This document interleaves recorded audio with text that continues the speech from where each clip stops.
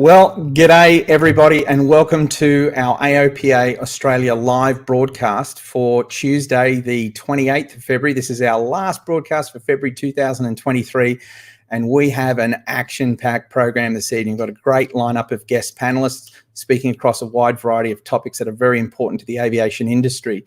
Before I kick off this evening, I'd just like to extend a huge thank you to all of our AOPA Australia members who've reached out to us over the last week, reconnecting with the organisation and rejoining and pledging their support. We got our first newsletter for 2023 back out on the airwaves. It's gone into everybody's email inboxes and the feedback we've received so far has just been tremendous. So on behalf of our board, on behalf of all of the staff at AOPA, I really do extend our sincere thank you to everybody who is pledging their support and getting those membership dues in. After all, we can't do this work without the support of the aviation industry and individuals right across Australia. So we really do appreciate that support. Thank you so much.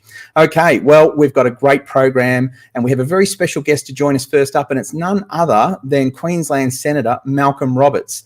Now, many would be familiar with the Senator from Queensland. You've been labelled at times controversial, but no one can deny that you're not passionate about the issues that you confront, and we're very fortunate to have you on the Senate Rural Regional Affairs Transport Committee for 2023, holding the Civil Aviation Safety Authority, the Department of Infrastructure and ATSB, and also Air Services to account on issues that are important for aviation. So thank you for joining us, Senator Roberts. Thank you very much for the introduction, Ben, and it's a pleasure to be here. Can you hear me okay? I've got you loud and clear, mate. I had to tell what's going on, and the phone just jumped, the reception just jumped out of the phone, so I had to get back. First of all, the fact that people call me controversial is really an indictment on the government in this country, the governance in this country, under both the tidal parties, because there's nothing controversial about asking people and holding them account. There's nothing controversial about that. There's nothing controversial about asking questions after listening to people who want my constituents, because my constituents pay me my salary. I'm supposed to be working for them, and that's what we try to do. But that's controversial. The second thing is I just need to correct something, Ben. I'm not on the Rural and Regional Affairs and Transport Committee, but I'm a participating member, so I can jump in whenever I want, and Senate estimates is when I want. Well, fortunately for us, we have you there, and I have to agree with you. The concept of being controversial at times in the Australian vernacular is sometimes a badge of honour. I too have faced it in aviation, asking questions, daring to speak of subjects. It can put you into the spotlight, and not everyone's going to always agree with everything that somebody's got to say. And I think it's also fair to say in the world of politics and industry advocacy, if you want to lose half your friends, have a public opinion. And if you want to lose half of those remaining, stand firm to the opinion. So I've got something in common with you there, and I certainly understand it.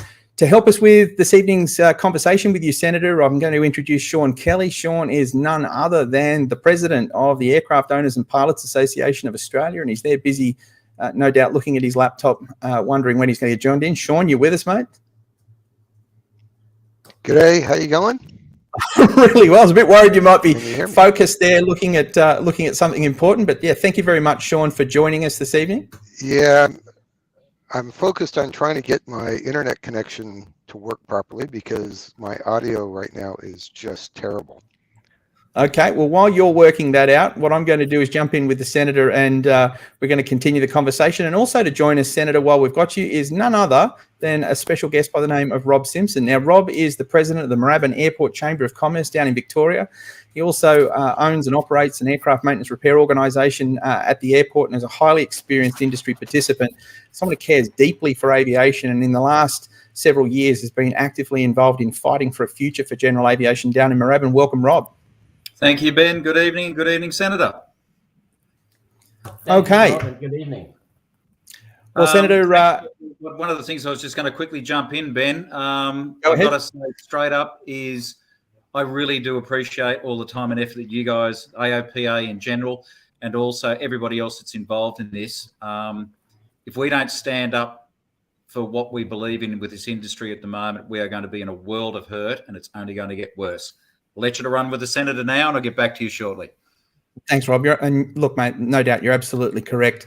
We do have to stand up, and that's why the role of our senators in the federal parliament, especially through these committees of inquiry, is just, it's incredible. They are our last line of defence in many respects for gaining accountability for regulators and government agencies and obviously departments. So without their work, we'd be in a far worse situation.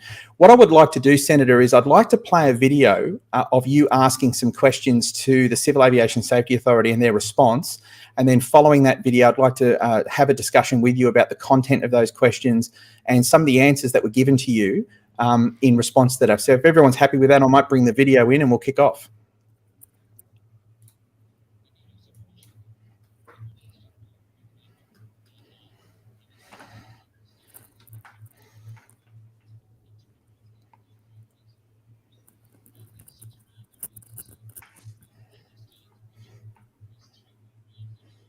I haven't got any sound, Ben.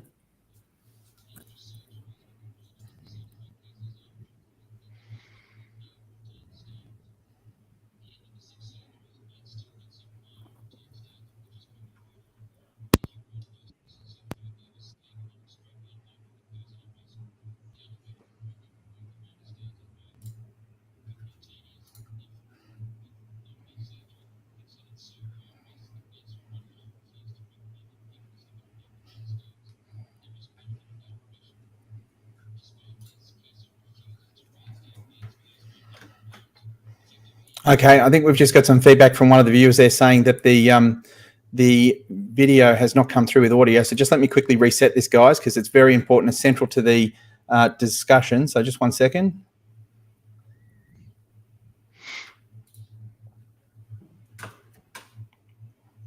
I won't be a second here, guys.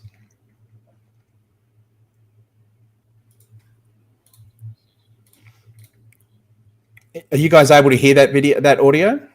Still no audio, Ben. Okay, this is going to be my luck. I can't, but my internet connection is crashing, so. Okay.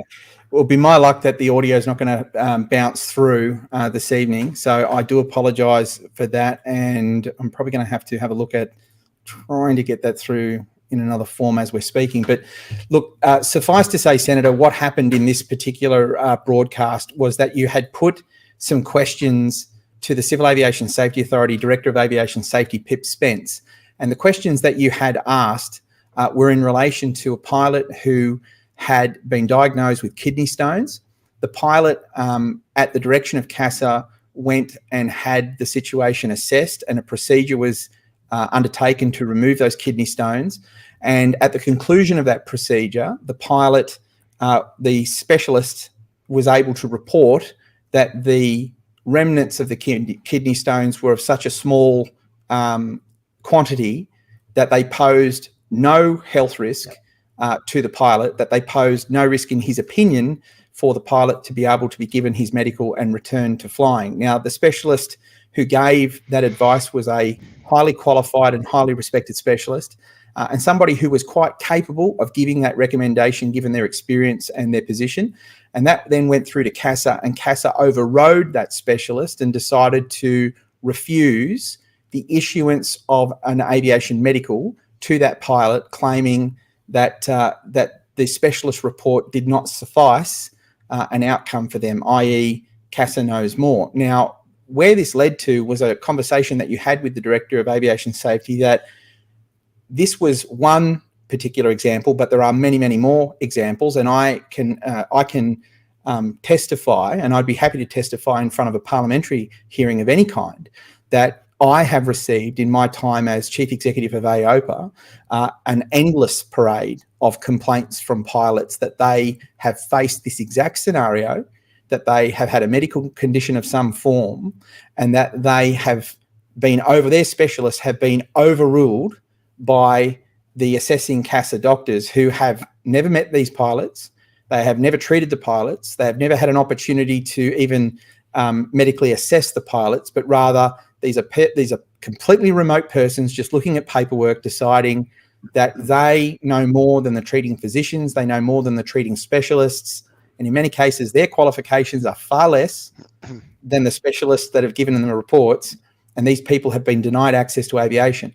In the meantime, what has happened is that these pilots have paid thousands and thousands of dollars for these specialist procedures, for these specialist assessments, only to get to the end of the cycle to have, again, these non-treating doctors reject their aviation medicals. Now, Pip Spence replied or you asked her a direct question, and that question was whether, given this example, and there's plenty of others, whether pilots were encouraged to provide dishonest answers to the Civil Aviation Safety Authority's AVMED when asked questions about their medical fitness, and whether the outcome of this was not simply leading to more and more pilots, when applying for their medicals, providing CASA as little information as possible so that they did not end up in a situation where a doctor who does not know them, has never treated them, has never assessed them, rejects them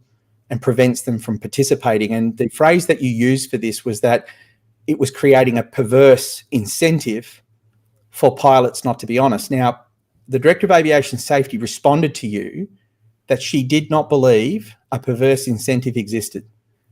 And I found that to be an extraordinary response, given the overwhelming evidence that has been presented to CASA over the last 30, 40 years. And her response was in direct contravention and completely contradicted, a direct contradiction, and contradicted the testimony of not only pilots, but testimony of this association to previous parliamentary inquiries and Senate RRAT inquiries, in which we have publicly stated there is a perverse incentive.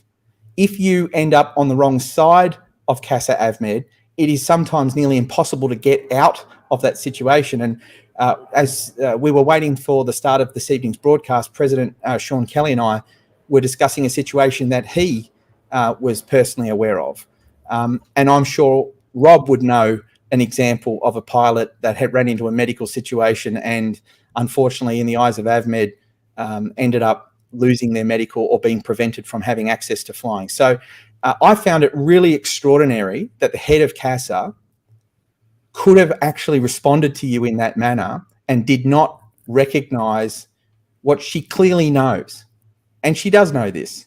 If she doesn't know this, I'm even more concerned as to where PIP has been in the last 10 to 15 years. I know prior to her engagement with CASA, she was with the Department of Infrastructure. She would have been privy to all the other industry submissions to either the Department of Infrastructure, to CASA, to the Senate RRAT. And if she hasn't bothered watching any of those inquiries, as I said, I'm even more concerned. So I really thank you for asking the question. And I think what you've uncovered here is you've uncovered something very, very important. There is a culture in this industry of pilots not wanting to report to AVMED the facts.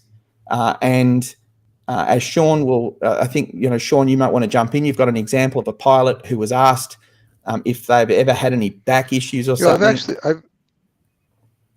Go ahead, John. I've actually got two examples, which, if there's only 100 a year being rejected, it's amazing that I personally know two of those. So one is a young commercial pilot who basically tweaked his back a number of years ago, and on the form honestly replied that yes, he had had a problem with his back because he had twisted it, and he had it checked out. The specialist looked at it, said there was no, structural damage, for want of a better word, and he's been totally fine and pain-free for years. And they, in CASA, rejected his application. And the second one, I think, is even more egregious. A very senior helicopter instructor in Australia had prostate cancer. His specialist said that he was going to die from old age well before he died of prostate cancer, and advised him to just ignore it and not do anything about it. CASA grounded him unless he agreed to have surgery, and my friend said, well, I'm not going to do that. That's ridiculous. So we lost one of the most experienced helicopter instructors in the country, who had easily another 5 to 10 years worth of knowledge to pass on. We lost him because of a stupid decision by a bureaucrat that overrode a specialist. It's Sean, it's certainly not unique. And this is the thing that I found most profound with CASA's responses during the last RRAT hearing, Senator, was that it seemed that they were trying to present this image that they were quite surprised by what you were saying, that this was, oh, this is a very unique, one-of-a-kind issue, and oh, we're very surprised by this. And Pip Spence went on to deepen, my intrigue into her responses by then going on to say, well, Senator, we only reject 100 medicals each year. So to assert we're not being fair would be unreasonable, something to that effect. Yeah. Well, that in itself, again, was this incredible moment of, what are you saying? Sure, CASA may physically communicate a rejection of just 100 medicals, but it's what you weren't told that's actually more important. How many pilots right now has CASA subjected to by CASA review on their medical, which means every time they come up for a medical, they are by CASA review, and CASA will require them to jump through hoops like a show pony and to go get a whole stack of specialist work done. In many cases, repeating work that is unnecessary. In many cases, requesting tests that will not show any change, but they are stuck in this endless CASA loop that they can't get out of because some doctor at some point said, you're by review, and no doctor inside of CASA is prepared to say, let's take them off review, because they don't want, that this idea of not taking the risk. It sounds like they're scared of making decisions based on common sense. They've got to stick by a book, which it's exactly which is right. A form of control, and always beneath control there. Can you hear me? We can hear you. Always beneath control, Ben, there is fear. These people are afraid of doing their job, and that leads to control. Now, I'll just mention a couple of things. I've been writing notes here, more than a couple of things. Just tell me if I've talked enough, but and you need to interrupt. First of all, I want to thank pilots, because all of those questions I asked came from pilots. Pauline and I spend more time listening than yabbering. So I want to thank the pilots, very experienced pilots, for their questions and for the background, and a very bright young fellow in my office who put the questions together. There's a special knack for Senate estimates.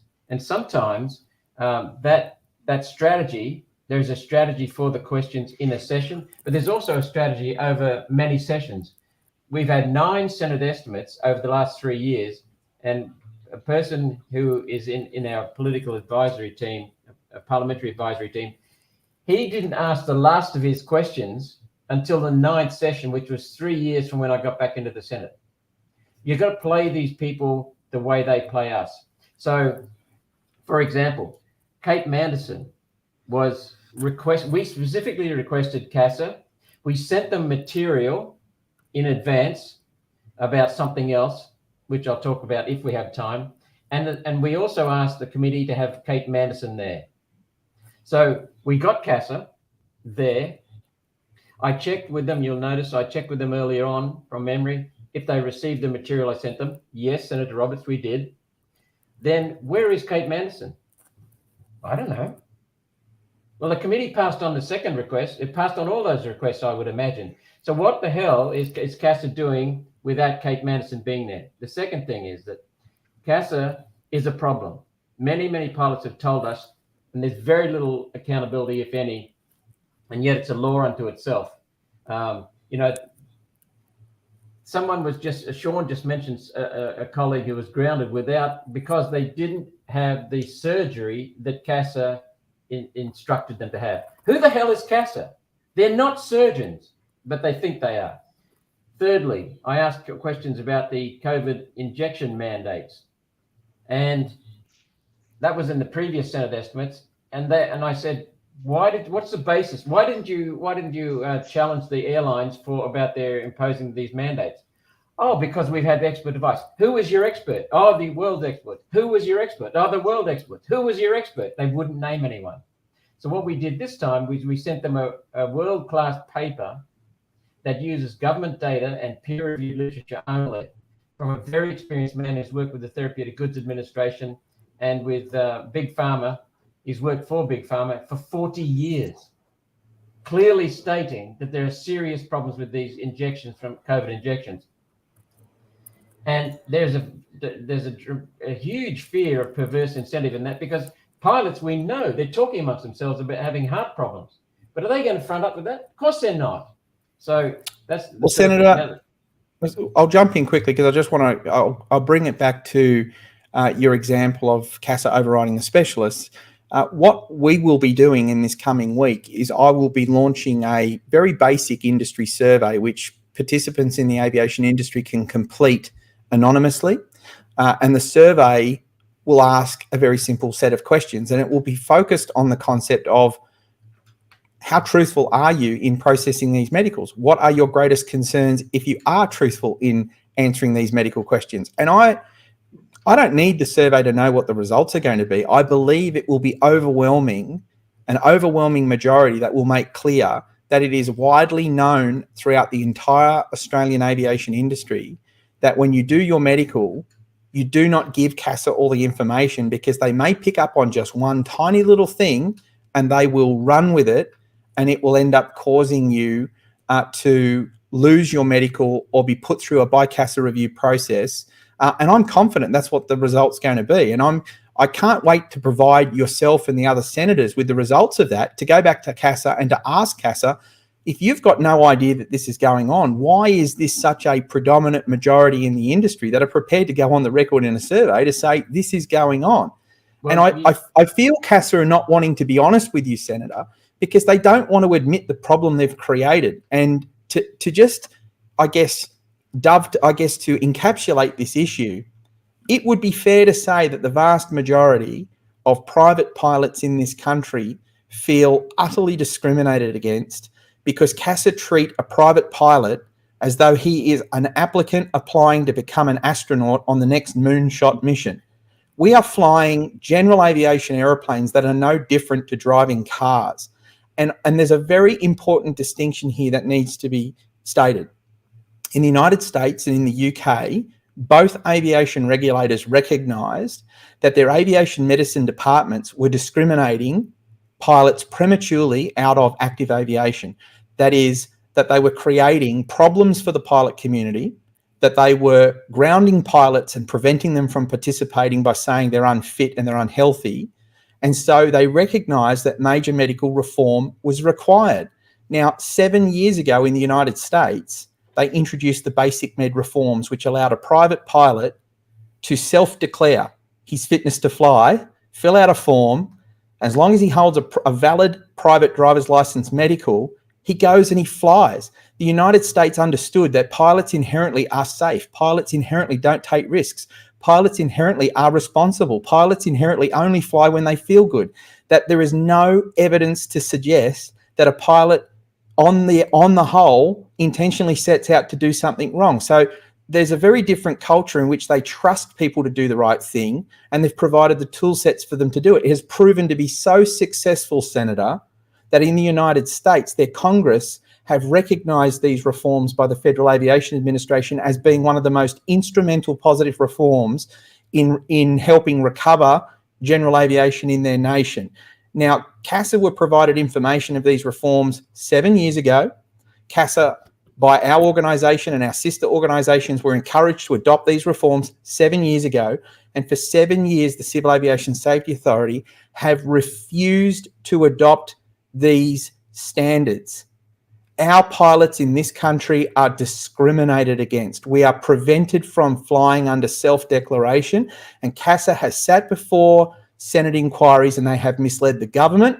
They have misled the Australian people. They have manipulated their answers to such a point that there is no truth in them. And I am quite happy to testify and go on the record that the Civil Aviation Safety Authority in this country has sought to mislead the Parliament.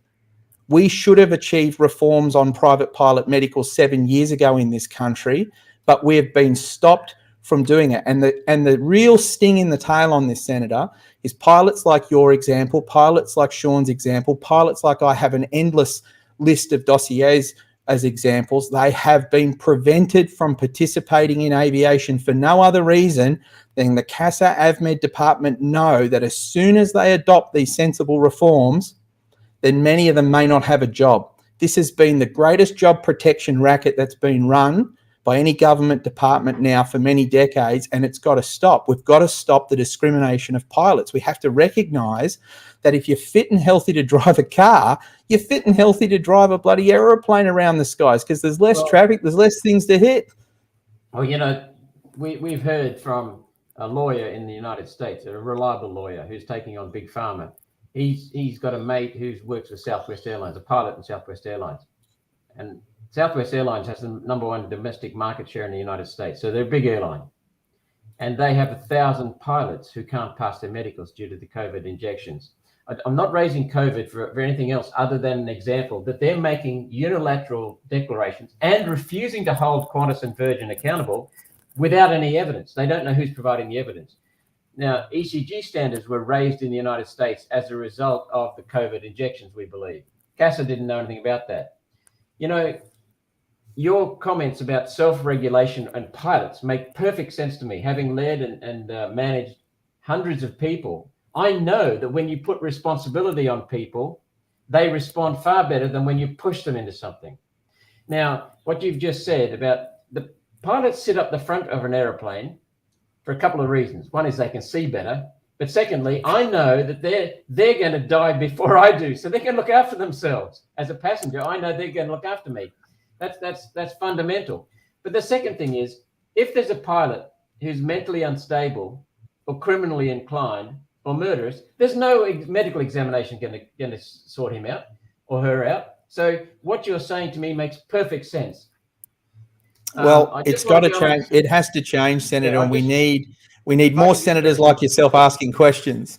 If I could just mention something else, we didn't discuss that when I was coming into the motel, when we were on the phone briefly when I was running late. But I asked another question about the ability of a pilot to fly with one kidney. You may remember that. That's correct.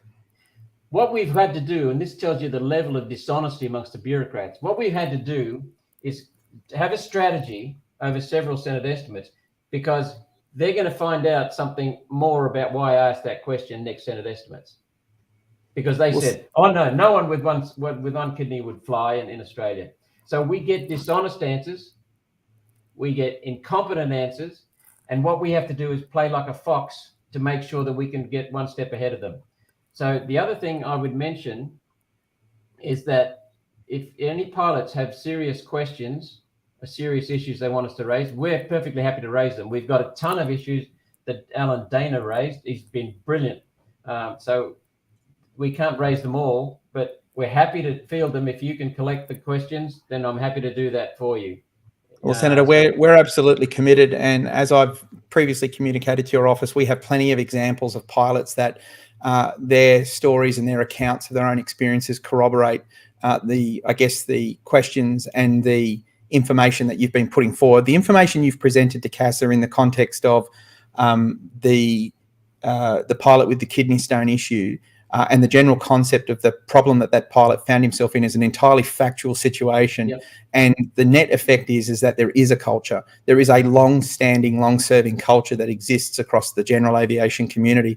And Senator, I can tell you it actually goes well beyond just a culture of not telling CASA the truth on medicals. I can tell you that CASA to this point would have no clue just how many pilots are currently flying around with no medical and no license, and they've basically given up on the whole system, and they're effectively a conscientious objector at this point in time, refusing to participate in what they see as a wholly broken system and a regulator that clearly has no idea any longer in this country as to what it's doing. And that's a pretty harsh statement to make, exactly. But I make that statement because I've just come back from the United States, where I have seen a general aviation industry flourishing. I've seen a general aviation industry supported by its regulator. I've gone and I've sat down and I've spoken to flight training schools. I've spoken to maintenance organisations. I spoke to charter operators. I spoke to pilots. They have an entirely different culture. They have a culture where the FAA is respected, a culture where the FAA is trusted, a culture where the FAA can walk into an aviation business and they are embraced. They are not reviled. They are not treated with contempt and treated with total mistrust. Now, I don't say that because I want CASA to be in that situation. And I would say that, I repeat this point, I am not saying any of this to impugn Pip Spence and her executive team. I'm not saying this to impugn the hundreds of hardworking people inside of CASA. I'm saying these things because we've got an opportunity to fix them. We've got an opportunity to set our industry on the right track. And that's what AOPA has been interested in. That's why we support the senators. That's why we believe in public debate. It's why we believe in being open and transparent on these conversations, because through this process, hopefully what people arrive at is generating ideas for outcomes. And you know, our last broadcast that we did last week on Tuesday, we do this every Tuesday, every week, I had flight examiners call me up saying, Ben, are you aware of the problem facing flight examiners in this country? CASA are vastly understaffed. They don't have the staff to actually work with instructors to get them certified as flight examiners. We need, Senator, flight examiners to help support our flight instructors, to get them qualified in the industry and to get them set up and running. I've got flight instructors coming to me saying I've spent $20,000, $25,000, $30,000. I've been waiting 1 year, 2 years, 3 years. I've paid money to CASA. They don't get back to me. One guy who said, you're not going to believe this, Ben, as an instructor trying to work to get my flight examiner rating, I had to rent accommodation in Darwin for 6 weeks as CASA continued to book and cancel, book and cancel, book and cancel. The problem we have in many respects with CASA is they don't have any regard for our money that they're spending. Right. They don't care how much money of ours that they spend for their incompetence. And they honestly think that they're going to continue to get away with it and there's not going to be any accountability. And a message that I would send is wake up. We are going to hold you to account. You are spending the limited resources we have to support this industry. And for us to be able to position our businesses and to move general aviation forward, of course, we're going to hold you to account. You are not going to keep getting away with poor performance and poor service levels. It must change. So it's a difficult one. It's not one we're going to solve here tonight, Senator, but I just want to thank you for coming along. I want, on behalf of all of our members and for general aviation participants right across the country, what I would say is this. Thank you for being open. Thank you for coming to the table and having the time to sit and talk to us about what is happening in the industry and being prepared to stand up in Parliament to ask the questions. I know sometimes it doesn't make us popular by having to ask these difficult questions, and sometimes people want to say, oh, all you're doing is complaining. No, we're not. We're trying to fix a broken system. Keep your eye on the ball here. This is what the prize is. And without guys like yourself and, of course, the girls in Parliament asking these questions, hey, we'd be worse off. So I really do thank you for that. And with that, we have to jump into the next session, and we're inviting you to hang around for this because this is actually a really important discussion. It's the reason we've got Rob joining us here this evening from Moorabbin. So I might just quickly change the banners over. Now, as I said in the intro, Rob Simpson is president of the Moorabbin Airport Chamber of Commerce, known as Mackie. The chamber has been in existence down there for quite a number of years, and the Chamber of Commerce is largely there to try and work to protect the interests of general aviation at Moorabbin Airport in Victoria. And Moorabbin Airport is one of those locations that was sold off or leased off by the Commonwealth during the airport's privatisation scheme commencing around 1998. It's a general aviation aerodrome that is incredibly important to the future of general aviation for the state of Victoria. And they're known as our general aviation capital city aerodromes. There are no other general aviation aerodromes in this country that are bigger than Moorabbin, Bankstown, Jandakot, Archerfield in Queensland, Parafield in South Australia. And so without these capital city airports, it would do enormous damage to our general aviation industries. Now, unfortunately, at the hands of privatised owners, and in the case of Moorabbin, it is now owned and operated by Moorabbin Airport Corporation, which is a extension of Goodman's, if I've got it correct, Rob. Feel free to correct me if I get anything wrong. But it's a privatised company effectively owned and operated by Goodman's, which are a real estate and property behemoth worth billions of dollars. And what have Goodman's and their management company done since taking control of Moorabbin? Simple. They have converted it into a non-aviation industrial warehouse park. Some 60% of the land at Moorabbin Airport has already been converted to non-aviation use. And frankly, in their eyes, that is not enough. And now they're seeking to submit another master plan, having submitted a master plan a couple of years ago that was rejected by the then Deputy Prime Minister, Barnaby Joyce. They're in the process of submitting a new master plan for consideration. And this time, instead of it falling on the desk of Barnaby Joyce, who rejected the previous one and no doubt would have stood up to ensure that this master plan held true to his objective, which was to protect general aviation and to ensure that the aviation interests were placed first at Moorabbin, there is a deep concern that this is going to fall on the desk of Minister Catherine King, and it's not going to get the same appraisal as what it got from the Deputy Prime Minister. So that process is now currently underway. We're expecting that master plan to drop onto the Minister's desk in the next 3 to 5 weeks. Is that correct, Rob? 23rd of March is D-Day. Okay, well, D-Day is fast approaching, and we're already hearing some really troubling news. And I've tried to keep a finger on the pulse of this particular issue, and I contacted Rob this week. I said, Rob, I'm hearing some alarming reports on the grapevine that not only is this master plan going to be dropped on the desk, but the MAC are basically trying to argue that they've already been doing significant consultation with all the stakeholders. And I basically said to Rob, I've heard nothing. The Aircraft Owners and Pilots Association have heard absolutely nothing out of MAC with respect to what this master plan is going to mean for aviators nationwide who are accessing this airport site. We've heard nothing from MAC as to how this master plan is going to impact on general aviation businesses at this site. We've heard nothing out of MAC with respect to what land they're actually leaving available for general aviation at that site.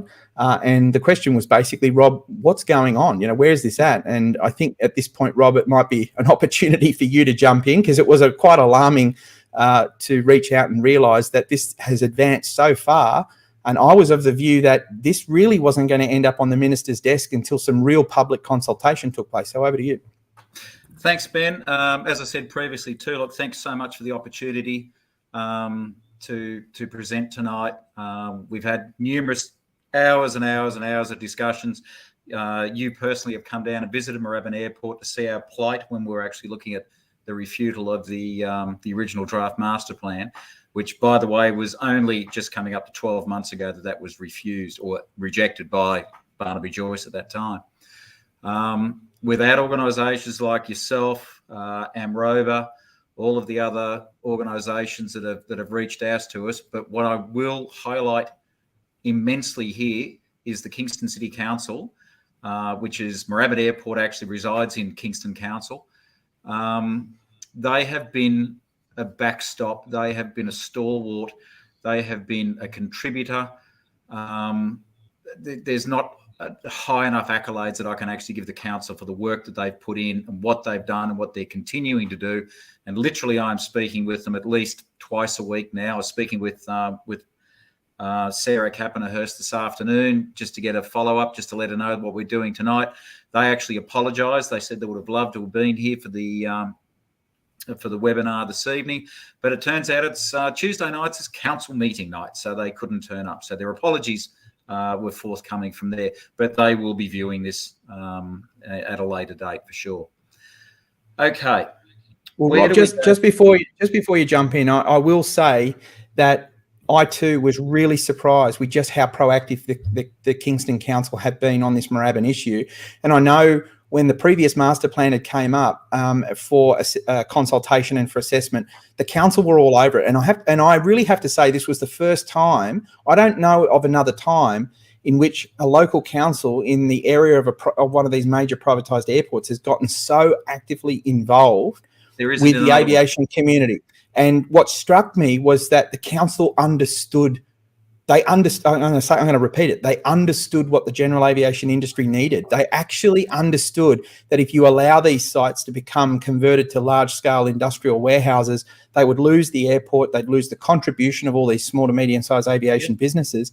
And it was just refreshing. It was just refreshing to see a council say, this is not in our community's interest. This is not what we want in terms of planning for our council region. This is not what we think that the ratepayers of this particular district want, and we don't think it's what the aviation industry want. And so, my hat goes off to the council. And Rob, you are so fortunate to have a council there that are going into bat. Very much so. It is a miracle to have that. So, a huge shout out to the Kingston City Council, or the City of Kingston Council, for standing up the way that they have, and I hope that they continue it, because it's a great demonstration of the partnership between general aviation and local communities, and the contribution that our business community makes to the success of not only the local economy but the state economy. So I just think it had to be said.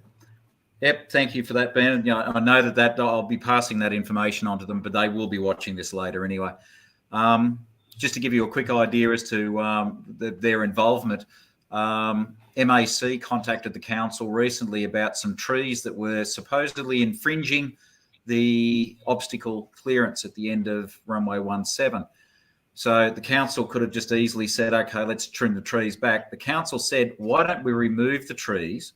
We'll give you the approval to remove the trees as long as you plant more trees to create the neutral carbon offsets that they want from a tree that's probably 60 years old to putting in 10 trees or 20 trees that are 1 year old. Wouldn't that be a better way to do it? Because that way then we've got the carbon offset, the environment still looks good, and we just have to cut down 2 trees. So they're proactive in looking to ways forward from that. That's the way the whole place runs. That's the way all of the people that we deal with. As I said, you said, you got it right. We are so lucky that we are in this council, because I know of a lot of other places, and you mentioned the big 3, that don't have that benefit. They don't have that support, and they are probably 180 degree away from where we are with the support that we've got from our council. Well, yeah. Robert, this issue at the airport centres on property developers seizing control of our privatised airports, and that is exactly, Senator, what has gone on. And again, I would be happy to stand and testify in front of a parliament, and I've coined this phrase, and I laugh when people come up and say it to me now, because I actually invented that phrase, and that is, we have property developers masquerading as airport operators. They are property developers. They are not interested in aviation, and just about every single one of these privatised airports that you go to, you can see that the facilities haven't been maintained, buildings are falling down, taxiways and aprons are in a disgraceful condition, aviation assets are treated as third-class citizens at the airport, yet if you drive around and have a look at their non-aviation developments, they have spent billions. They have spent billions, and Bankstown Airport is a classic example that we have a wonderful airport location in the Sydney Metropolitan, and we've lost virtually the entire southern side of the airport to $1 billion non-aviation property development bonanza for the developer airport operator. And if you're an aviation business on the airport and you want to get your aviation facilities upgraded, you've got to go begging. You've got to go begging. And it's difficult, because by calling it out, you make yourself public enemy number 1. And I could probably assume, Rob, anyone that calls out Moorabbin Airport Corporation, as I have in the past, you become persona non grata. They hate you. They don't want you speaking honestly about it. But if you're a local business and your livelihood depends on your access to this airport, it depends on getting access at an affordable rate. And Senator, when you convert these airports to largely non-aviation warehouses, it's driving the rents up. You know firsthand, I've spoken to you, your aviation businesses are saying to you, I can't afford to be on an airport anymore. It's cheaper for me to be off an airport than it is to be on an airport. What happened to aviation? And so this is unsustainable. It's damaging the industry. And so we're at this point now where this master plan is coming back before the minister's office, and it's not going to support aviation. It's actually going to create more hardship and more heartache. So, Rob, maybe run us through some of the things that the master planning process previously identified that was detrimental for aviation. Well, if we look at the 2021 draft master plan, they had lots of fluffy things in there about new walking paths. They had infrastructure set up for charging electric vehicles. We're pulling down 9 hangars, but we're going to put in this new grass area that's going to be really good. Basically, it was a 360-page document that was generated by spin doctors, and section 7 in there was what was happening with the aviation side of things. And what we were told is we're going to get more parking areas, because we're going to hold up to 720 aeroplanes on the airport. We really don't know where they're going to go, because we've tried to add it up and we can't see it. And they will refute that and say, no, but we've done the numbers on that and we know that it's okay. There's a number of areas that we're looking at the moment that were really bad as far as we were concerned with the 2021 master plan. One was 4.4 hectares of land on the western end of the apron area was going to be converted over to industrial, which means that there was 9 more hangars. By the way, this is after 6 buildings, 5 hangars were torn down at the end of 2020. Now, you might have remembered something else happened in 2020. It was this funny little thing that went around the world called COVID.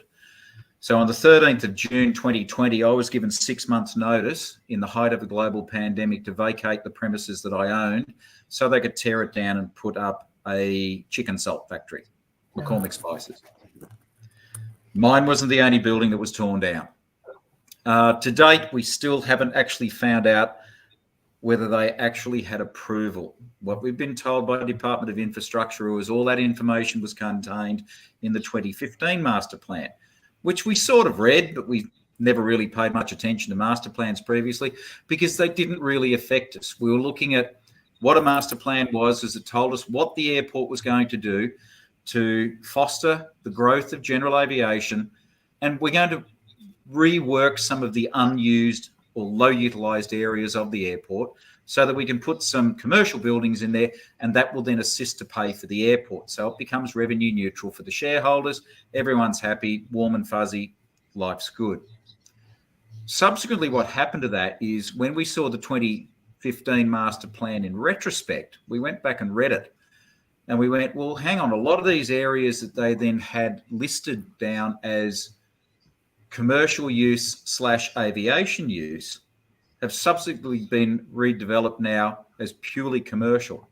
Ben, when he came down and visited the airport a while ago, saw the 3 buildings that were built along Dugan Drive, which is on the southern end of one of the main north-south runways. Those 3 buildings are within 60 metres of the main taxiway of the north-south. Not one of those buildings have got anything to do with aviation now. We've got a spark plug manufacturing place. I think we've got a paper manufacturing place and some other distribution centre. If we had have actually picked the buildings up and turned them through 180 degrees and put the fence on the other side, we would have 3 of the most magnificent new aviation facilities known to man. But that doesn't pay the same rates as what the spark plug manufacturer does. But it was in the master plan. It was in the master plan. And when we read the master plan, yes, it did say in there that it was commercial / aviation use. So, Rob, I'm just going to quickly jump in. For the purpose of the Senator, I've brought up on screen, this is a map of Moorabbin Airport. So you can virtually see the yellow area is the broader border outline of the airport, okay? All of the yellow areas are the spaces that they've already converted to non-aviation since they took over their lease of these airports. The pink area is an area that was, in fact, aviation. It had hangars, it had taxiway apron space, and I understand that that area has now been converted to non-aviation. And so the amount of aviation land that is left is now virtually nil. And when they are saying that this new master plan is allowing for future development space, the future development space is so insufficient that if any large organisation seeks to establish themselves at this airport, the only way it will happen is they'll have to bulldoze the small to medium-sized business owners' facilities to accommodate a larger business if they need to set up. Now, you can see where the runways run north-south and up towards northwest-south-east. There's an area down here in between the runways, which they're now identifying as aircraft parking. The only question is, how the hell would you ever get your aeroplane there? Not only would it present a safety risk parking aircraft out in this area, but it's completely impractical for an aircraft owner or a commercial operator to park their aeroplane out in the middle of nowhere and then have to try and come up or devise a way in which they can get to it. So what Moorabbin Airport is actually showing you is what these greedy property developers have done to our national aviation industry. They have sold it off. They have carved out as much land as they can possibly carve out of these airport sites, and they're not even happy with what they've done. They want more, and that's why the aviation industry went pleading to the Commonwealth saying, please do not allow these future master plans to take even more of the remaining aviation spaces. Otherwise, our businesses will not exist. Now, Senator, and I'll say this before I hand it back to Rob, just think about all that yellow space. We're talking billions of dollars worth of brand spanking new facilities, warehouses, sheds, office spaces, landscaping, roads, guttering, the whole smash. And I challenge you to go for a drive through the aviation facilities at Moorabbin and you tell me with your own lying eyes whether the aviation facilities have had the same kind of focus and investment by the airport operator since they took control. Now, when they privatised, when the Commonwealth privatised these sites and it handed these sites over to these property developers who masquerade as airport operators, the Airports Act stipulates that they're supposed to maintain the aviation infrastructure.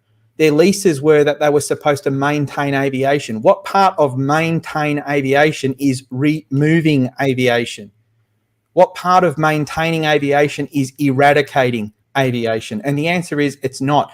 Yet I believe that the Department of Infrastructure has sold out The Department of Infrastructure have sold themselves out to property developers and have thrown their hands in the air and gone, even though we're employed to look after airports on behalf of the Commonwealth, we're not going to do our job. These guys are too big, they're too powerful, they can have what they want, and they've allowed these airport operators to carve those airports up. It's a national scandal what has gone on at these airport sites, and businesses like Rob's, businesses like all the others at Moorabbin who've worked so hard to try and build a future into aviation, what they're now looking at is they're looking at rentals which have increased since privatisation by 4,000 and 5,000%.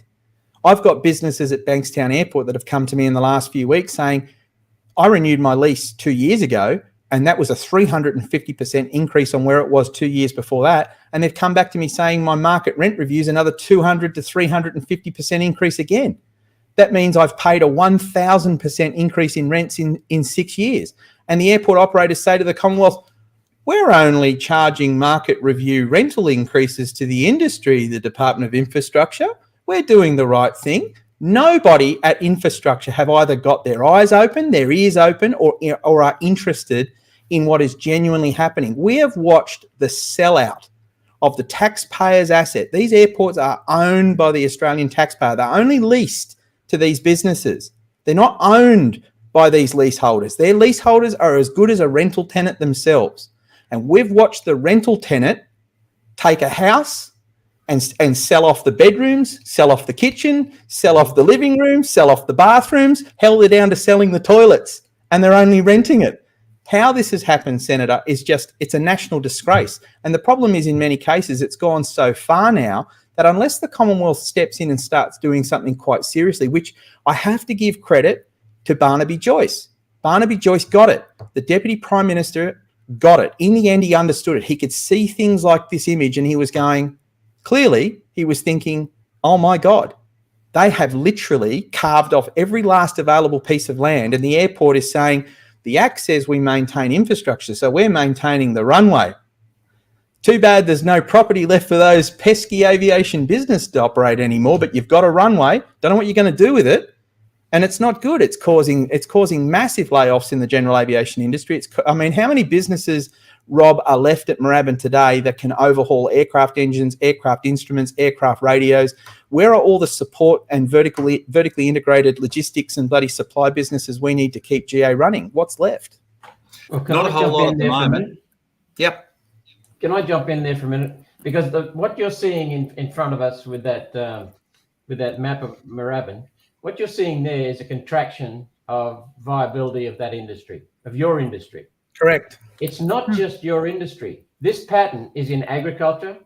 It's in motor vehicle use. It's also in energy, and it's in control of water and resources. And what you're seeing is a contraction of small businesses and private businesses. They want to destroy mobility and destroy small businesses and turn it over to corporations. That's right through agriculture. That's what's happening. Hollowing out communities in the bush, hollowing out regional communities. And this could be, I'm not saying it is because I haven't done the research, but we see this right across our sector.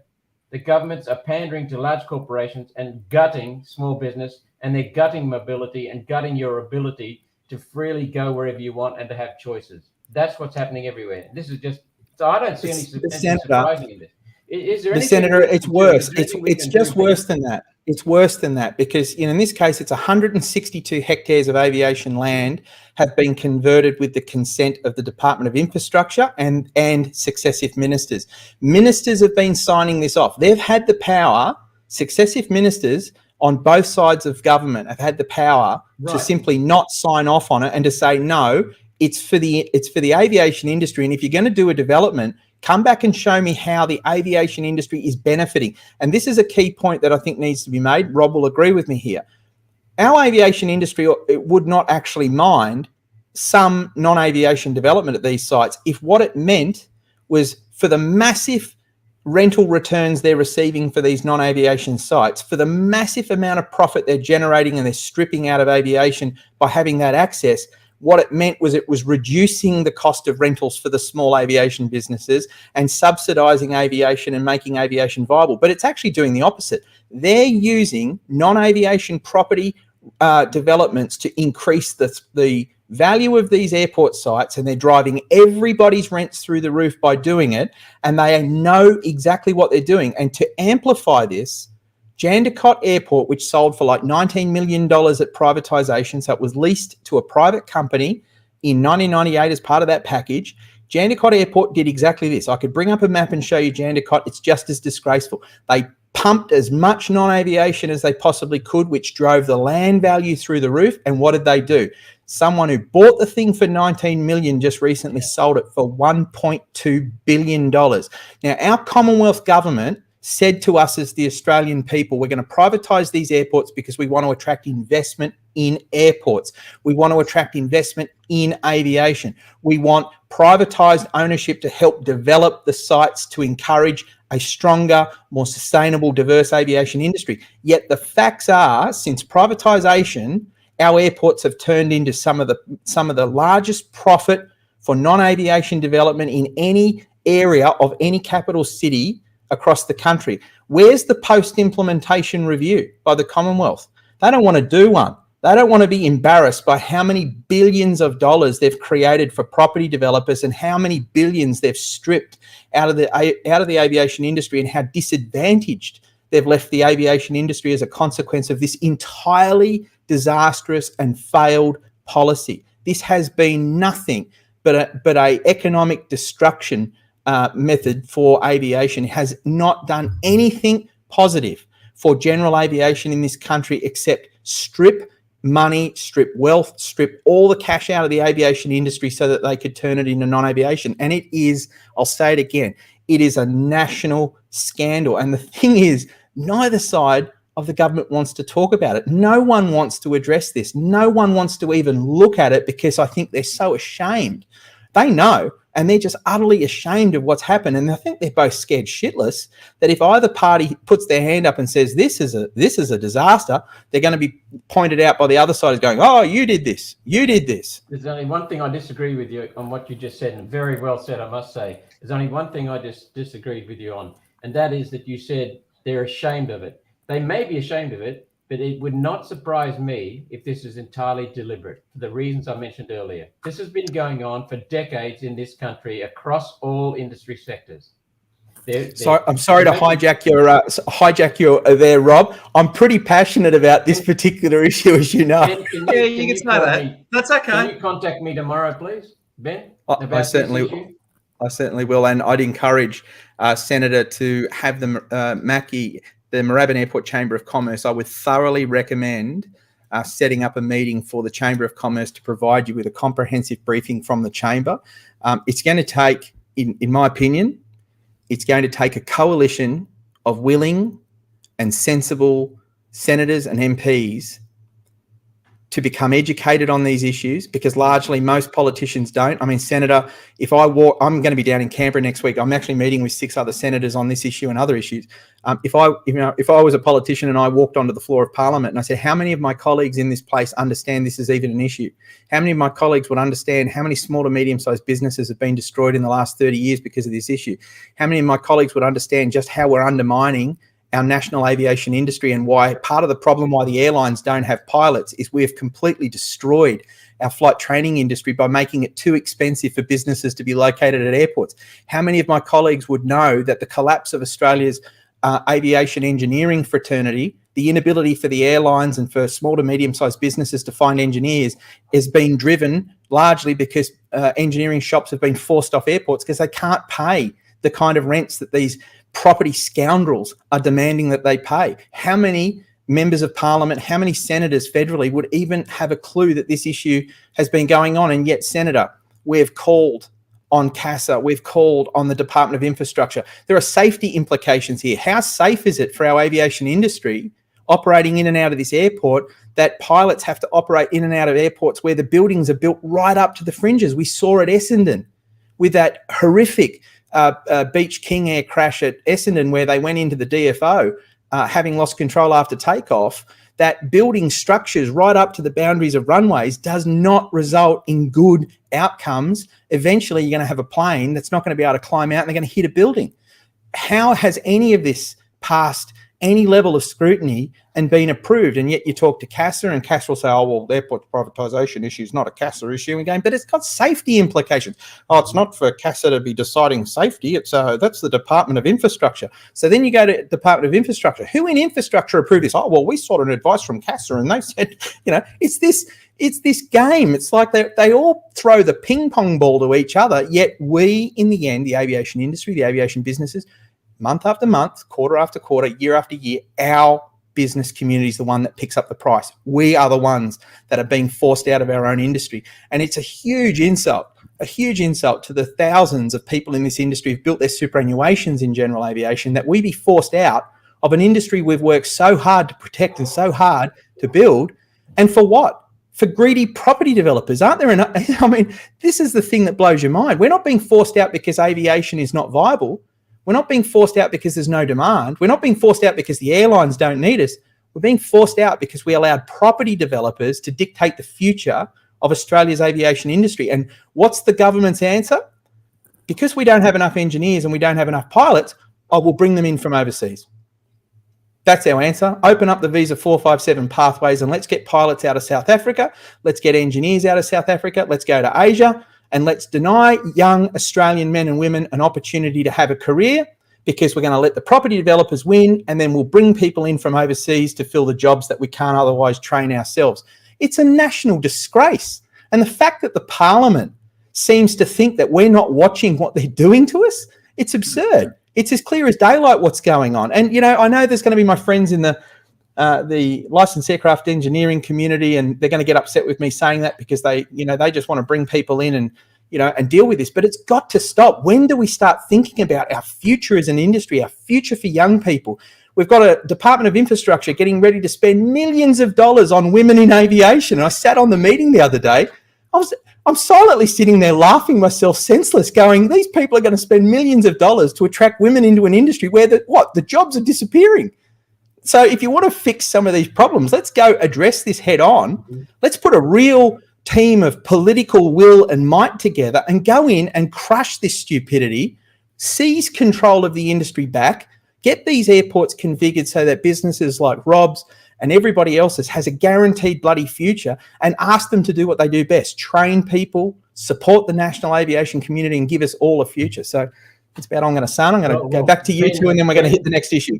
Ben, when you're in Parliament next week or this week, make an appointment. I don't like meeting people in Parliament, but this time I'll make an exception, and see if you can get an appointment with me next week. Just contact Sheena in our office, and also give Rob our contact details so that he can arrange that briefing, and also make sure that Aidan is part of that. He's a bright, very young officer and our parliamentary advisor in our office, and he's fabulous, and he's the one who had carriage over CASA. So let's get stuck into it. Okay, Rob, on the Moorabbin Airports issue, it's over to you until we close out this segment. So off you go. Okay, not a problem. I'll move into this fairly quickly then. As I said, we retrospectively looked at the 2015 master plan, worked out where we were deficient in what we looked at or didn't look at, because we just looked at it and went, they're going to put a couple of buildings up, life's good. But when they brought out the 2021 master plan, we actually knew what we were looking at, and we saw some horrors and some traumas in there.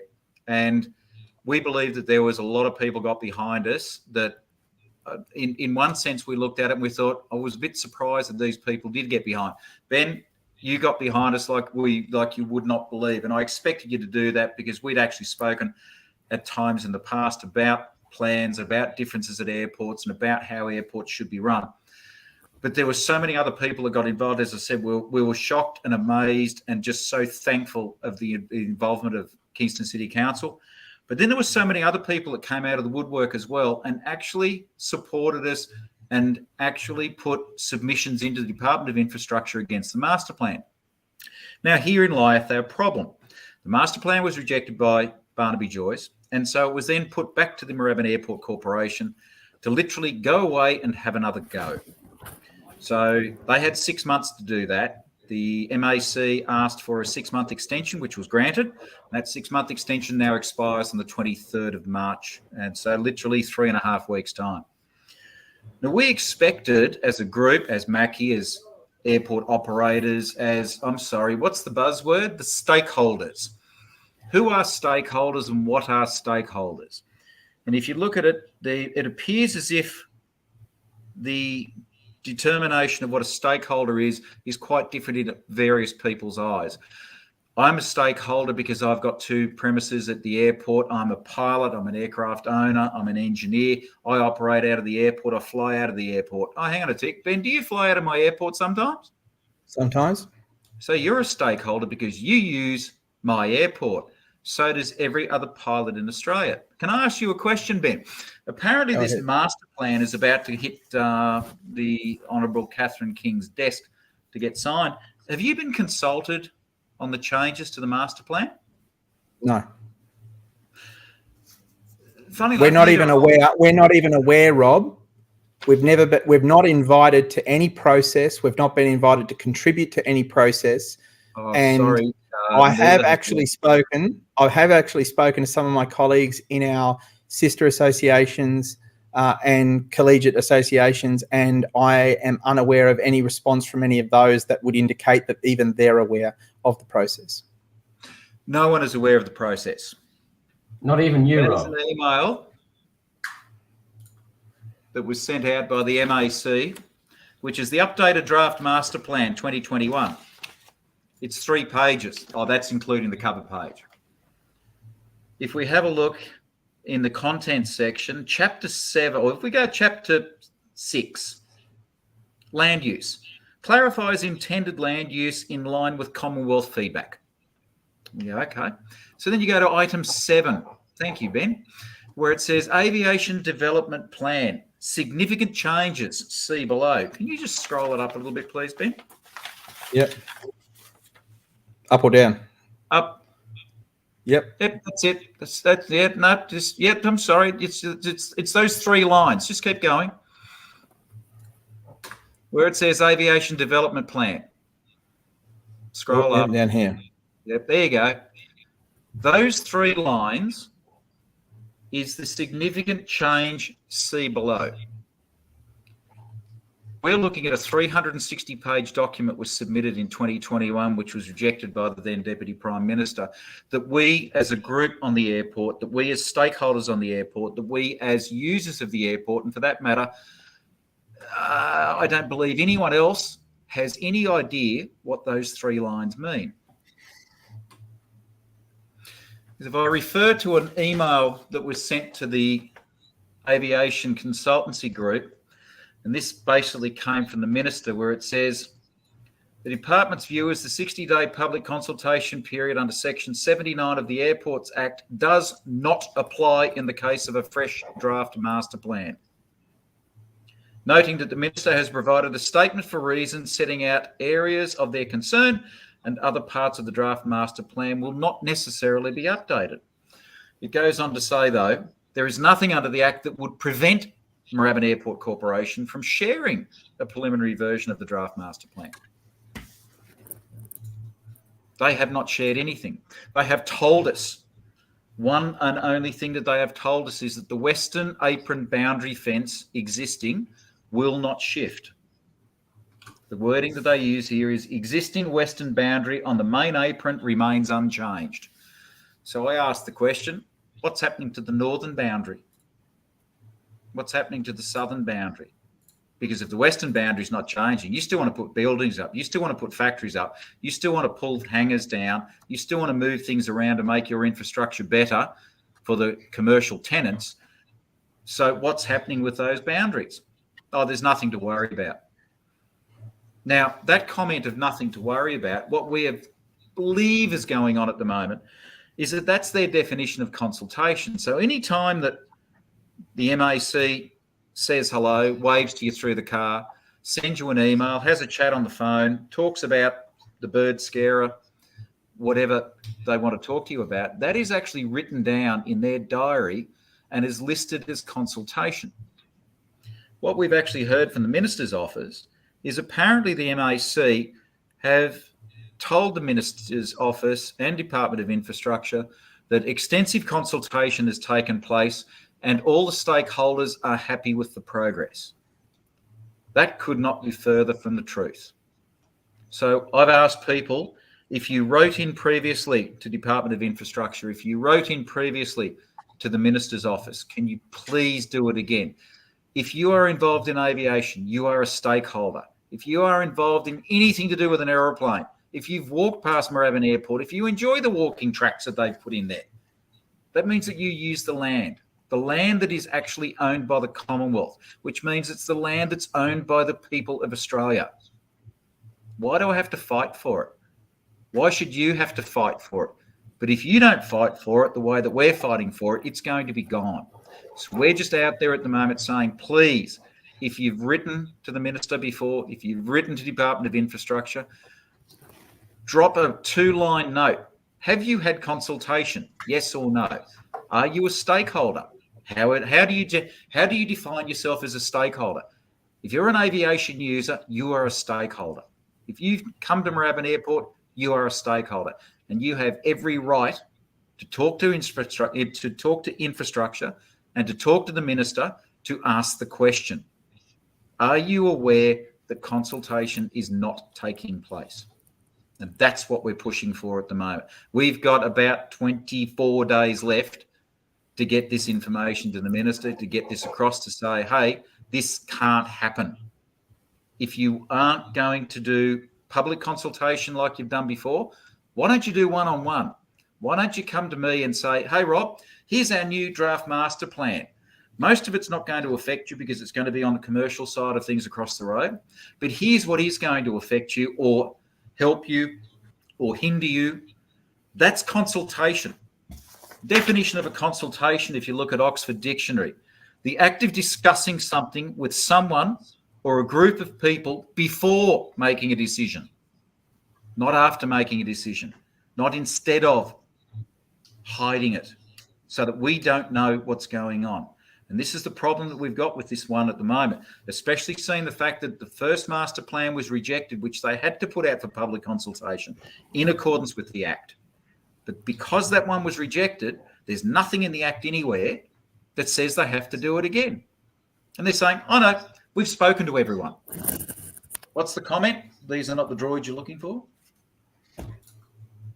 Well, Rob, it's something that they've been getting away with for far too long. And really what it comes down to is it comes down to who in the government has actually been safeguarding, watching and ensuring that the objects of these leases, that the intent of these leases, that the object and intent of the Airports Act have been adhered to. That's why AOPA is now submitting for FOI to a whole raft of correspondence in relation to the Department of Infrastructure's advice to ministers in relation to adoption and acceptance of master plans. We want to know, what has the Department of Infrastructure advised the ministers in relation to the objects and the intent of the Airports Act and how these master plans stack up against it? Because, I've said it earlier and I can only just repeat it.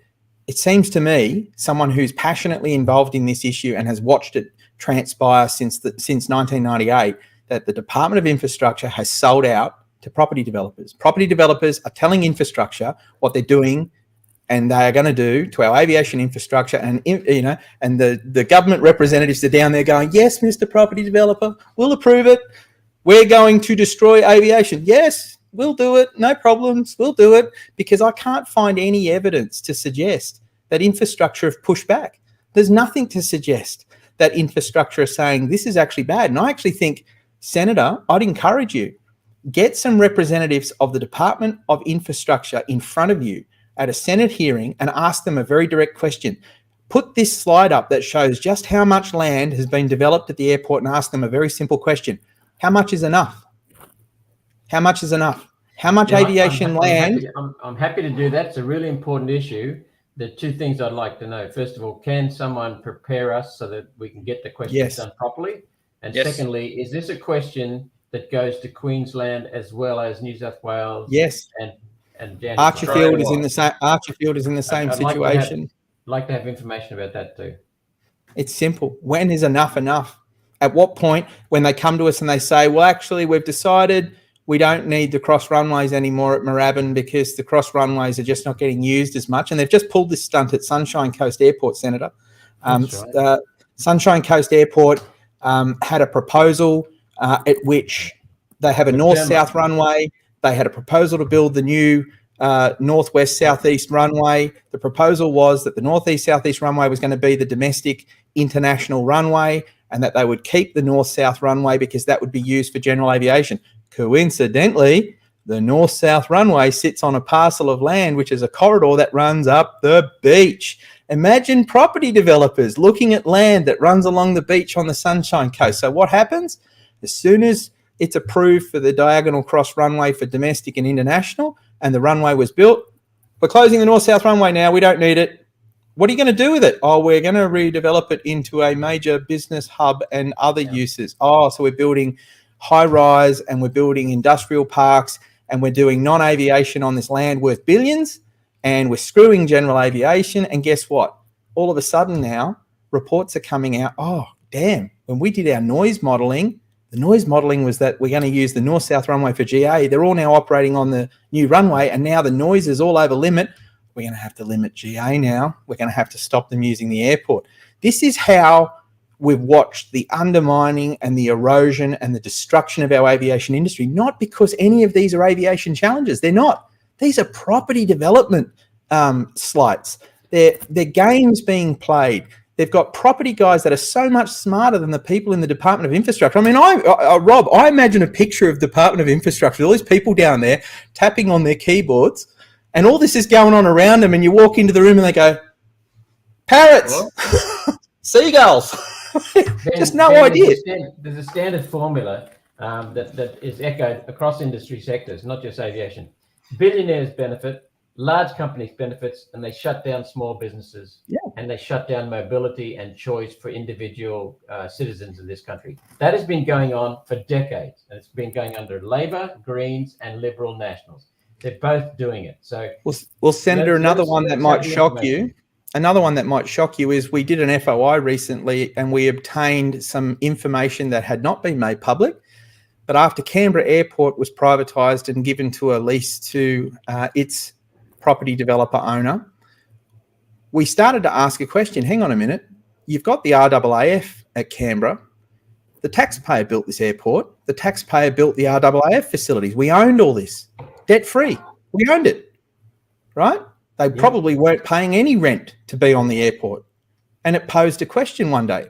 How much rent do you think Defence are being charged to now have their facilities at an airport that we, the taxpayer, owned and we sold a lease for 99 years to a private company for what is reported between 44 million and 65 million. We don't know the exact number at the moment. We're going to find it. But somewhere between 44 and 65 million was the lease on Canberra Airport. And what did we discover? We discovered that during the period of the commercial lease that this privatised operator now holds, the defence are going to pay this privatised property developer airport operator somewhere in the realm of $1.4 billion. This is called a wealth redistribution scheme. This is when you take the taxpayer's assets and you stage them into a situation where now the taxpayer is paying again. And I remember when the Commonwealth spoke about the Federal Airports Corporation and was putting all that marketing out saying it's costing us hundreds of millions of dollars to run airports in Australia and we've got to get this under control. We're going to privatise because it's going to save the government. I reckon there needs to be a post-implementation review called, and somebody needs to trigger a report that details to the Commonwealth how much money the Australian government is now paying privatised airport leaseholders for government agencies and government departments to be on airports we owned. And if we're not paying $500, $600, $700 billion over the period of these leases, I tell you what, I should resign and get out of doing what I'm doing. We are paying billions and billions of dollars to privatised airport operators. Got a great example at Bankstown Airport. New South Wales Police decided they want to set up a new facility on the airport. Get this one. Isn't this an outstanding story? New South Wales Police want to build a police air wing facility on the airport.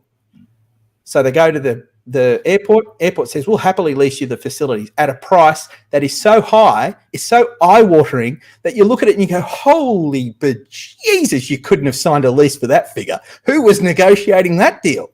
And then you find out they didn't even build the facilities themselves. The state government put up $50 million to build facilities that any ordinary developer could probably build for a fraction of that much money. And then you say to yourself, who owns the company that owns the lease over Bankstown Airport? So the New South Wales Police Superannuation Fund owns the company that owns the airport. That's really interesting. And I'm also hearing that all the stamp duty that was due on Bankstown Airport apparently has never been paid. And the state government has not pursued the stamp duty that is outstanding on the purchase of the lease on the airport. And you go, what's going on there? The problem with this is they all stink to high heaven. Any ordinary person can see what's going on here. And if it had any level of very serious investigation into these issues, people would start to peel back this onion and realise this thing is rotten to the core and it should have been stopped decades ago before it has done the damage that it has done to our industry. And Rob, friends in Jandakot, friends at Parafield, friends at Archerfield. I mean, I remember the story at Archerfield that the privatised airport operator was quite happy to increase the rent on the Boy Scouts until it drove the Boy Scouts bankrupt. Who does that? Who does that? The Boy Scouts literally were run off the airfield, bankrupted, paying rent to a privatised airport operator, the Boy Scouts. And yet there are so many examples, and they've been put before parliamentary inquiries. People have written in. I mean, I think that the industry senator is so tired from writing submissions to Senate inquiries. We're so tired of giving evidence, because what's the point in giving evidence if nothing ever happens? How do we take this from a submission of evidence from the factual situation that it is and get politicians to stand on the floor of Parliament, regardless of how embarrassing this situation is, and to stand there and to ask the questions directly of the Prime Minister? What the hell is going on? How has this situation been let go? Why have successive governments ignored this? The Department of Infrastructure cannot claim it does not know these issues. There is such a body of evidence of everybody's complaints, their letters, their tireless efforts to bring about visibility of these issues. For the government to deny that it knows what's going on is absurd. But what does it take? What can we do? How can we work as an industry? What do we need to encourage down in Canberra to get that coalition of political support for some group of politicians to stand up saying, actually, enough's enough at this venture. We've got to stop.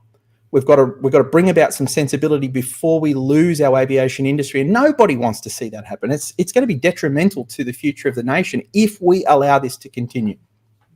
Well, to answer your question, let me give you another example. I'm a senator for Queensland, and it's happening in Queensland, but also it was drawn to our attention: abuse, exploitation, and bastardry. It's first world stuff that's going on in the Hunter Valley in terms of exploiting miners. We've been involved there. People totally and permanently disabled, rorting of injury figures, so they're showing no injuries, and yet we know there've been many injuries. No workers' compensation, 40% underpaid, multinationals involved, and we've been chasing this for 3.5 years now. And it's like running through treacle. They're just not interested. So what we've had to do is just ramp it up. We've got some passionate miners who are really in there getting the data. So to answer your question, what you need to do, you need to get the data, and then persist. We're happy to support you, but what we're finding is it's just like running through treacle. We're running through molasses. They're just not interested. So what you've got to do is really build a solid case. They will actually, some of the politicians will actually misrepresent the situation to protect their asses. And today we found out, yesterday, we found out a very, very strong connection with the world's largest multinationals in the labour hire industry, the largest, all making a mozza, billions of dollars out of the federal government. So you've got to get these connections, and then somehow we've just got to keep persisting and put the responsibility back where it belongs. Labor's not interested. Liberals weren't interested because they're looking after their mates. But we've got to persist. So we're starting to make some headway. But you just got to keep going, but you've got to get data.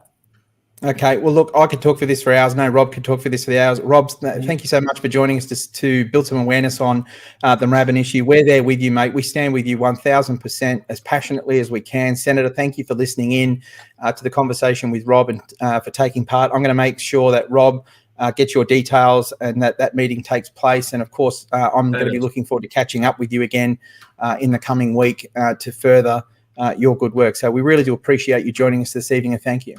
Thank you, Ben. As I said, without all your help and all your assistance, all your background information that you've been able to supply us and the platform that you put forward, I thank you. I thank the AOPA.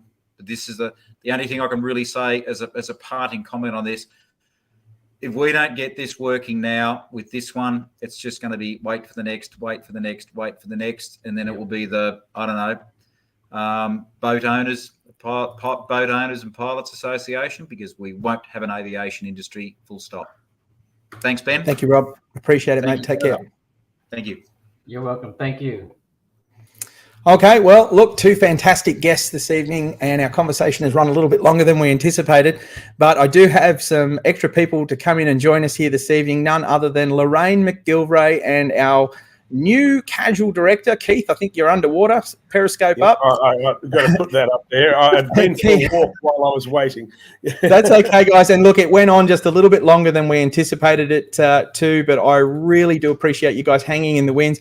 And it's always exciting to catch up with you two guys because you are the new face of the AOPA Australia membership management and membership processes, working hard behind the scenes, reaching out to people across the aviation industry and trying to get them involved with the association. Keith, you're probably the newest of the two, and maybe if you'd like to give us a little bit about your background and your new role with the association. Well, for sure. But firstly, I'd like to really thank Senator Malcolm Roberts for taking part, because to see people that actually remember the term public servant or public service, the people that actually speak our voice and represent us in politics, rather than the party politics that just ignores the people in public and puts us in a box and plays their own game for their own superannuation or whatever. I'm very happy that he was on, and thank you, Ben, for allowing me to be part of the team, and for your, absolutely dynamic personality, your passion, your drive for making AOPA literally a voice, a lobby, which is not common in Australia. A lobby is, to me, American politics, but something that represents people again to politics. So people in politics is very important to me. I'm a politically motivated person. So I'm so happy to see that you're speaking my mind, my voice, and on behalf of general aviation, you're fighting the people that are literally destroying our industry. And that's one of the reasons I got on board. There's a lot of others, and I'll take those on questions and answers with you. And working with Lorraine's brilliant, because she's very dynamic and she's driven to build membership, and she's a very positive person. One of the first people I've met in the organisation, apart from yourself and Paul Rushton, who motivated me to get involved, who's my accountant, as he's doing for you, and another pilot friend, and we travel together. So I've been very, very welcomed to be a part of AOPA, and I really strongly believe in your passion and your drive and your, persistence to help things change in aviation. Well, Keith, it's not an easy job to be either a director or a frontline representative of the association. I mean, at times we're described as the bad boys of aviation and the bad girls of aviation. At times we're loved, at times we're hated. But I think on the whole, AOPA as an organisation, we're very, very fortunate to have this truly unique and remarkable organisation that's been around since 1949. We were formed by a group of like-minded pilots who came together and said, we have to protect and we have to cultivate and we have to advance the cause of civil aviation. If you go back to our very earliest beginnings, you're understanding that civil aviation was still very, very new, and the concept of people being permitted to fly privately was an incredibly new and unique thing. And so our forefathers of the AOPA understood that if they didn't work together to protect and to promote a freedom to fly, that they wouldn't have one. And quite uniquely, believe it or not, the AOPA in Australia was formed just, I think, 9-10 years after AOPA in the United States. And they were formed totally independently of one another. They actually did not know that each other really existed. And so it's just remarkable that wherever pilots are around the world, we have a direct understanding of our freedom to fly and what this means to us. And Keith, you're an aircraft owner yourself. You own a couple of Piper aircraft, and you're a pilot you've ventured on to do not only your private pilot's license, but you're venturing into the world of commercial flying as well. Mm-hmm. I have. I've had some hold-ups along the way with health checks, and I have some comments to make if required on AvMed and the restrictions and the difficulties of being a particularly healthy person with a few short interruptions, and the difficulty of being able to get back into flying. But most of those things were brought up before. What I find that is general aviation, of course, it's a beautiful experience. We're very privileged to be able to fly, and a lovely country, a beautiful scenery, all those things that we can enjoy. But some of the restrictions, some of the bureaucratic decisions, and specifically, AvMed has been very difficult for me and very many people that I know. And if we went back to a couple of points you brought up before, querying or suspending a medical is one thing, cancelling a medical is another. And they go, oh, we only cancel 100 medicals a year, but they possibly suspend more than 3 times that many, because suspension is, oh, we want more information. And as you said, specialists can say this person is perfectly healthy and capable of flying, operating machinery, sober and capable, and yet they still want more and more reports. And it's cost me, as it has for many other aviators, lots of time and lots of money and investment just to say to the same people that you've given the evidence to that your professional people who have much more experience than them know exactly that you are perfectly healthy to fly. And they still say, we want more information, or we can't tick boxes. There's so many band-aids across bottom holes that there is absolutely no way that they can be reasonable in some of their requests. But well, Keith, it's a highly discriminate system, and I just think of all these other industries. Could you imagine many other industries turning around and saying to somebody who might have had a health challenge, we're going to stop you from doing something? They'd find themselves in front of a tribunal somewhere answering to the fact that they're actually propagating discriminatory policies that are preventing people who are able-bodied and quite capable of flying aircraft. And I just look, sooner or later this is going to happen. CASA can run, they can't hide.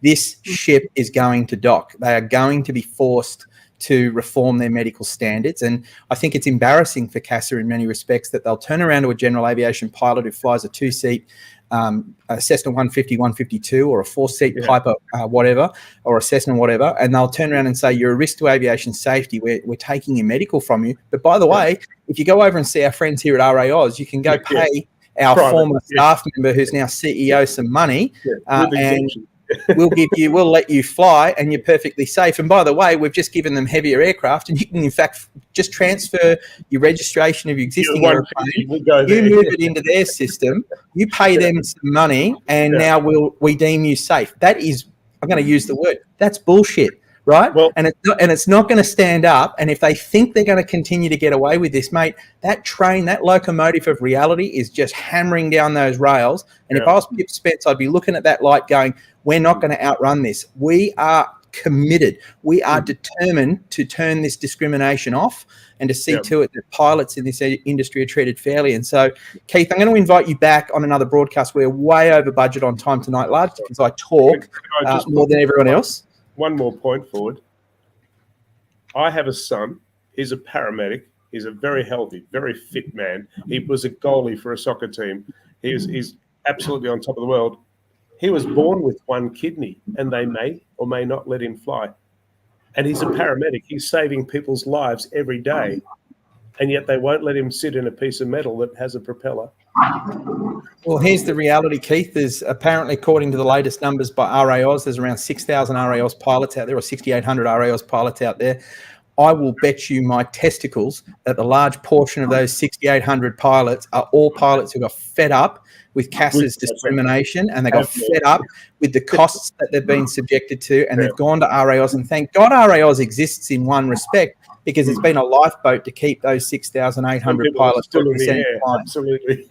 Well, mate, I'm so pleased that we've got you on board. It's great to have a passionate aviator, aircraft owner assisting us. And so, on behalf of the board and on behalf of the national membership, thank you for putting your hand up. I'm very much looking forward to working with you. We've already been into it today and the week previous, so lots of exciting days ahead. And now I have to quickly flip across to Lorraine. Lorraine, as usual, your smiling face, you're in charge of...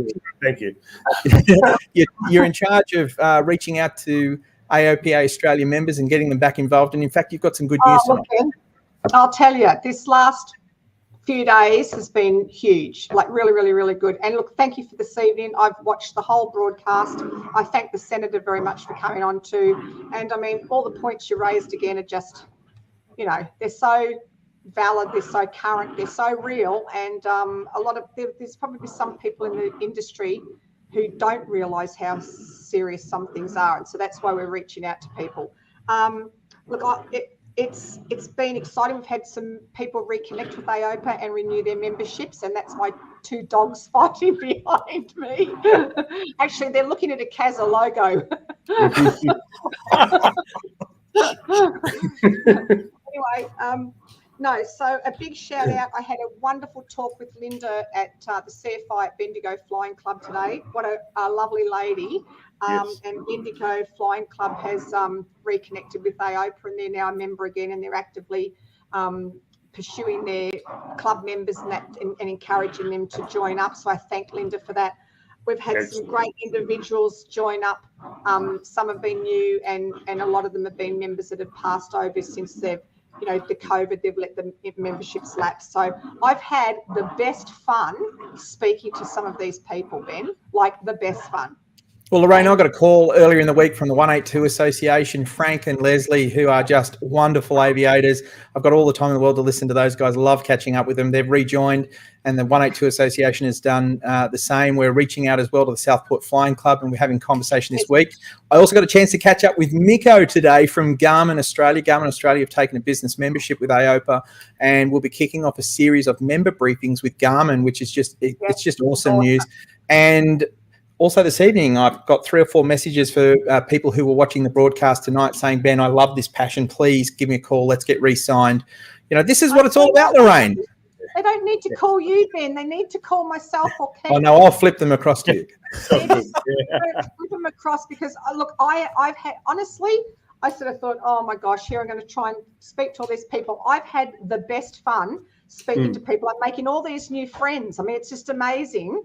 And this is, we get buried in all this doom and gloom, and it's not. We've been speaking today with yourself and Keith and talking about the newsletter and how we're going to distribute that and reconnect with the members and understand. How good is that? How good is the new newsletter? It's going to be out weekly. And both of you are going to be playing a huge role in contributing to that. And we're also reaching out. If you're out there amongst the flying community and you'd like to get involved in doing some flying reviews, write-ups on aircraft, if you are a flight school and you'd like to contribute via the newsletter to not only talk about really interesting flight training topics, but to brag about how good your business is, we want you to come and have a conversation with us. AOPA is your association. If you're a member of this organisation and you want to tell your story and you want to talk about your business, we really want you to do that. Your success is our success in the pursuit of freedom to fly, and you should absolutely know that you're welcome to contact us. Look, Ben, I think the most important thing that has come up in the last few days is it's indisputable that people have liked having us. Good on you, Paul. Yeah. Buddy. No, it's just been great to hear that energy coming back from people out in the aviation community, and that's really what's got me fired up the last couple of days. And I mean, Ben, we can all sit here and say what an amazing job you do, because you do.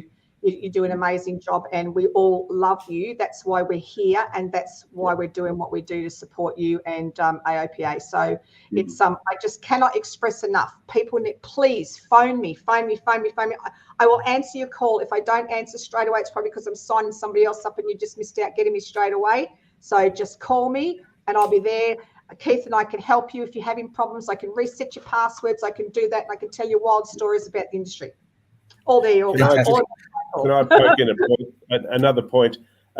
It was information that I was given was because of our consolidation and cutbacks.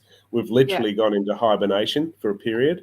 And our MailChimp, our mail-out service, was suspended because we were saving funds for members and making sure that we could sustain ourselves through that very difficult period.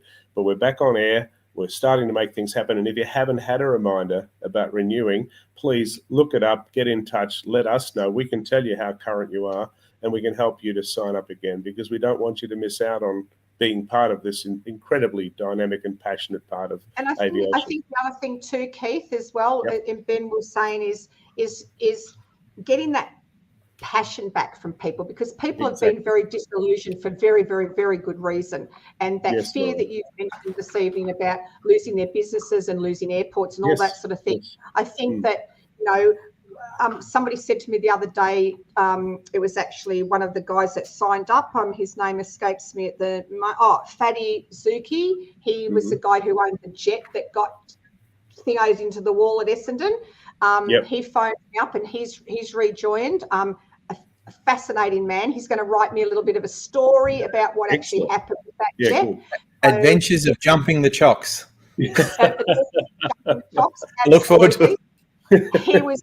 He's a delightful gentleman. He really, really is. And he said it's quite a story. So I believe John Maitland got involved, our legal director got involved in providing some advice or assistance. If I'm correct, I don't hold had his finger on the pulse. I'm fairly certain it was. So, and that's another thing, our members need to be aware of. If you run into trouble out there, you can always give us a call here at AOPA. And I'll tell you what, we will stand with you. We do have some great legal minds on board, and they were always more than happy to spend some time with you to provide some perspective and some options for you. So, guys, I'm going to have to stop us both there. I know there's probably plenty of other issues that we want to talk about. I'm starting to have withdrawal symptoms from not having my coffee. Absolutely. Well, thank you so much, Lorraine, and thank you, Keith.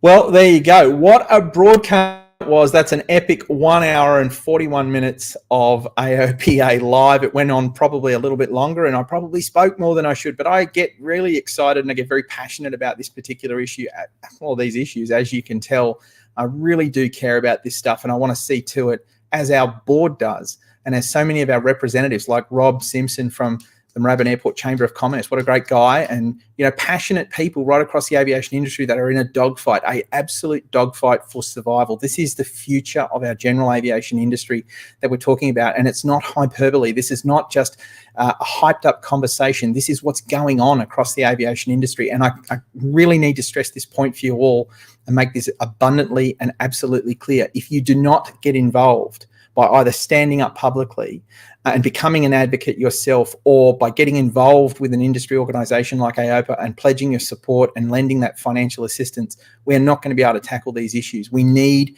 the financial resources in order to get out and to get these meetings happening, to engage with these political representatives. We are building ahead of steam. I can tell you, compared to where we were when I first joined the organisation to where we are today, the politicians are listening. And I'm going to be travelling down to Canberra next week, and I'm meeting up with 6 senators next week. I've also put a request off to meet with a very influential member of parliament who has had a very active role in this aviation industry, and somebody who's had the ability to have their hands on the control, so to speak, to have a one-on-one with that individual, to talk to them about these issues and to seek their advice on how we go about getting some sensibility returned to it.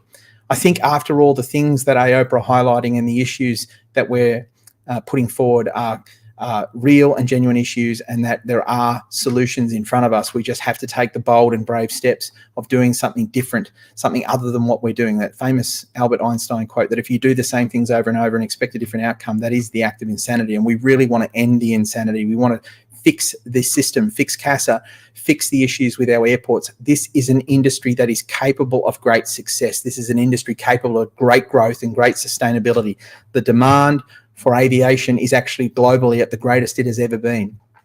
Australia's aviation industry and our future generations of pilots, engineers, aircraft owners and aviation business professionals deserve an opportunity to participate in this space and be rewarded for their life's work. So if you support what AOPA Australia does, then I am absolutely encouraging each and every one of you to reach out and to join the association at aopa.com.au/membership.